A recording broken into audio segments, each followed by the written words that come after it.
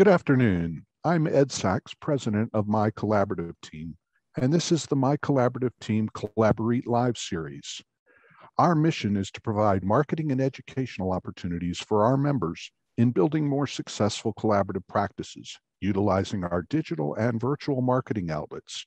We are the leading publisher and producer of collaborative process content and a marketing partner to our members.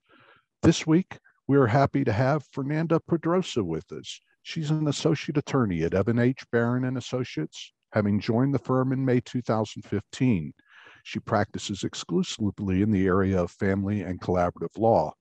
Her experience and approach to family law matters provides clients with efficient and effective resolutions that promote the best interest of her clients and their children. She believes families are better served when they are encouraged to find common ground after turning their lives into a battleground. Welcome, Fernanda. Hi, thanks for having me. My pleasure.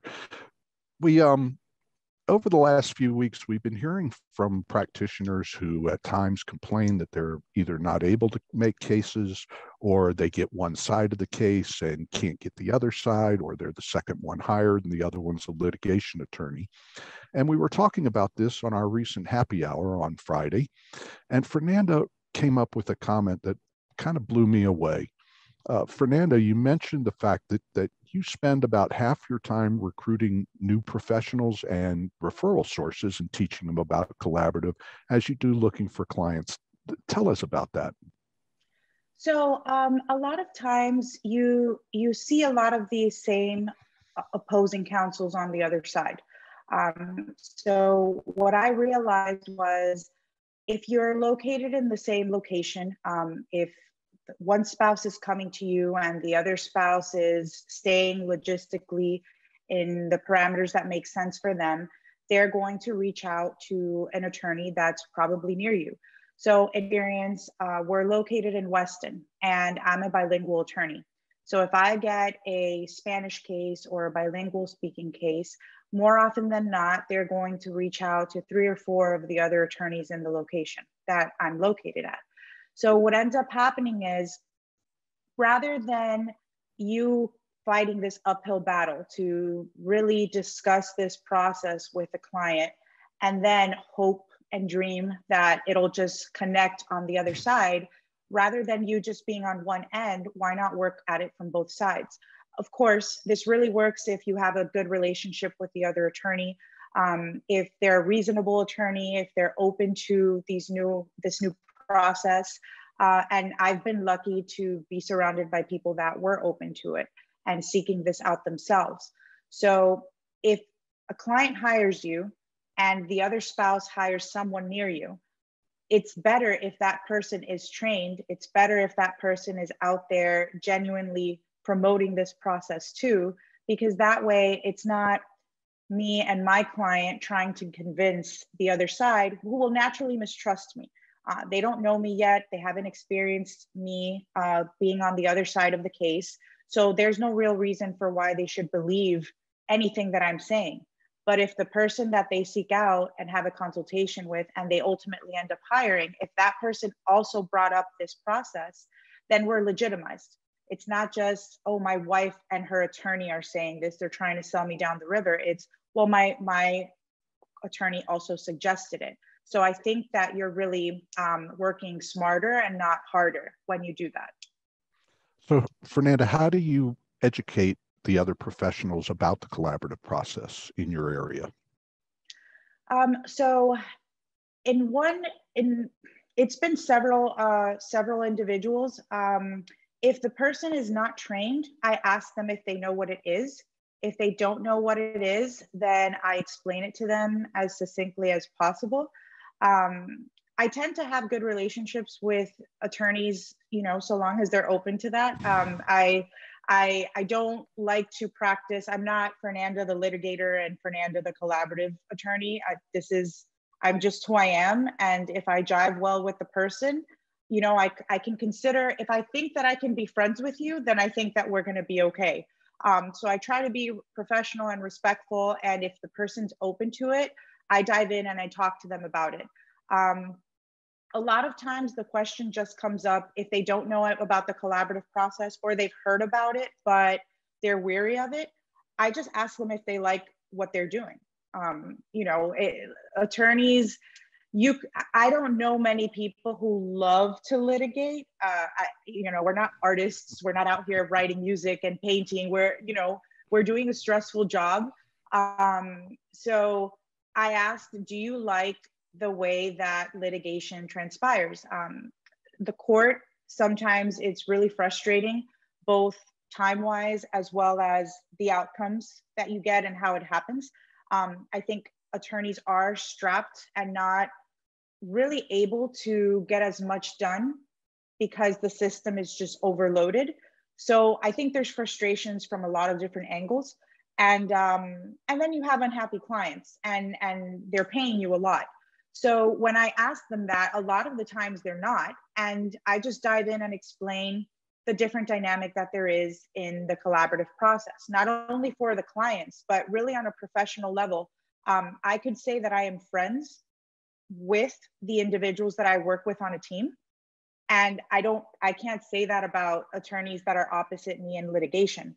So it stops feeling like work. And when you're not working, you're enjoying yourself and you're helping to resolve problems and you're helping individuals. So I think when I sell it that way, I reach some type of common ground with not the attorney, but the person, right? Because people like being happy.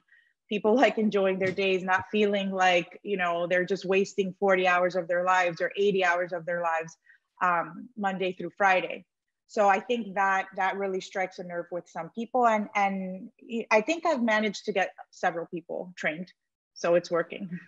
So have you started cases let me put it this way. If I were the attorney that you were contacting and you just pitched me like you just talked about, and I said, great, that sounds really like a good idea, Fernanda, how would we proceed? Would our case kind of wait until I get trained, or do you start working with untrained professionals and get them trained at some other point?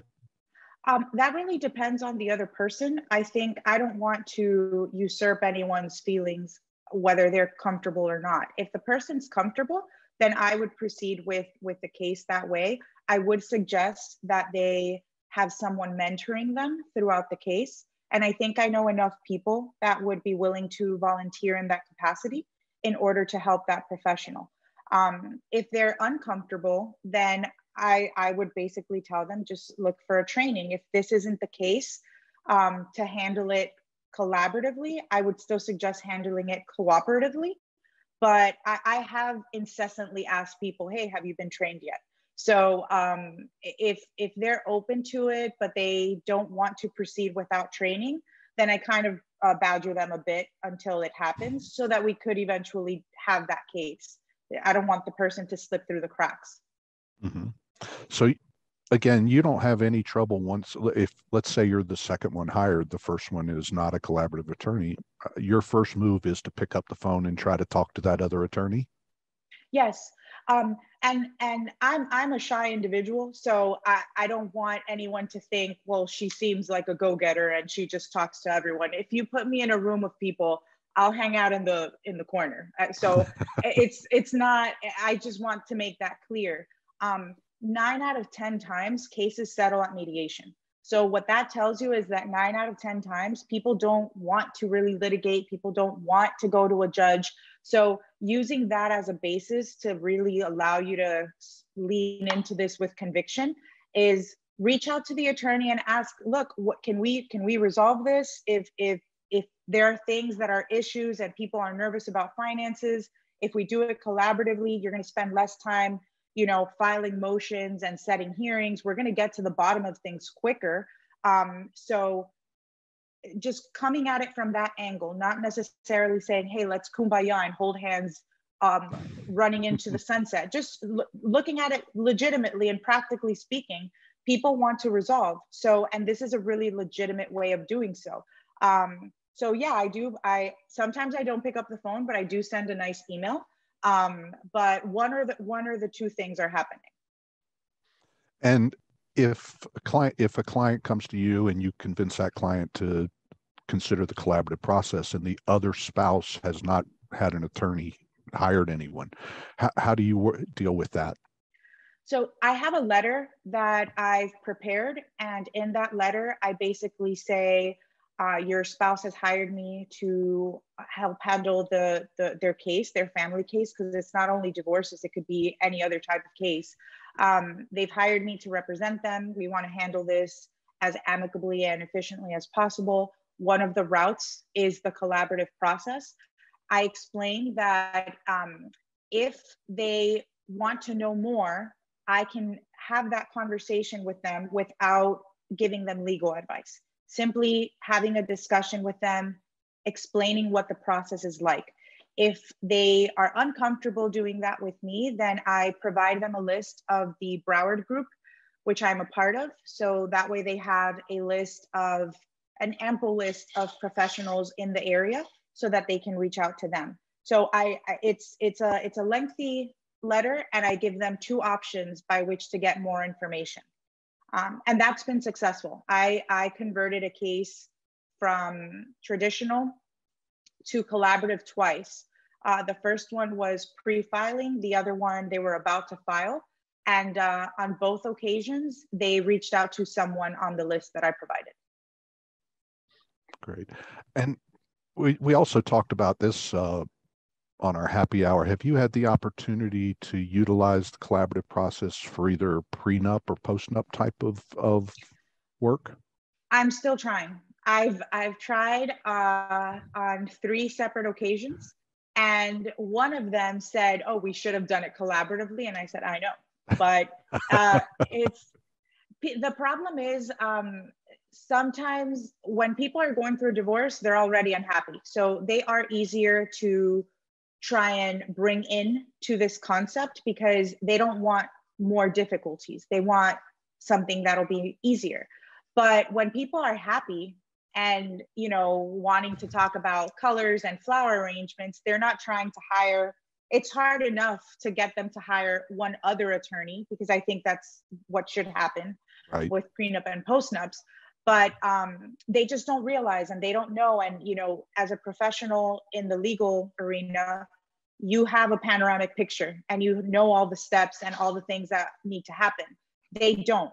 So it has been difficult to get individuals to agree to do a prenup or a postnup because they think it's just hire one person, we're happy, write it down, and then they never want to see you again. So that I'm still trying. Great. Fernanda, I want to thank you. This has been tremendous in terms of the information you provided and how you turn cases into collaborative cases. We thank you for joining us. And we thank everyone for joining us today on our CollaborEAT Live series. Check us out at mycollaborativeteam.com. Again, thank you, Fernanda. Thank you. Thank you for having me.